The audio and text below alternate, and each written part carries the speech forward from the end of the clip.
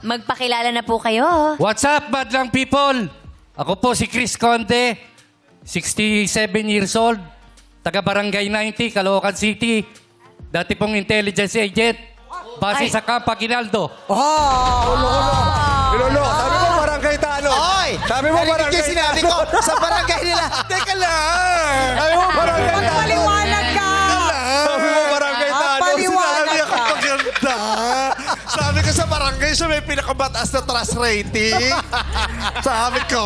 Sabi mo barangay Tano. Oh, mataas. Pero sabi mo una, barangay Tano, di ba? Ma, sabi niya sa'yo. Sabi niya ganito. Gumaganon siya sa'yo.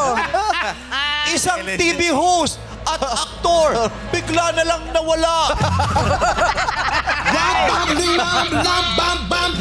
Ay, Tatay Chris, sumasayaw din po ba Close kayo? kami ni Sir Amor. Magtatago ako sa bahay ni Sir Amor. Ay, joke lang po yung Sir. Intelligence agent. Sa itsura niyo palang alam ko mapagkakatiwalaan. Di ba?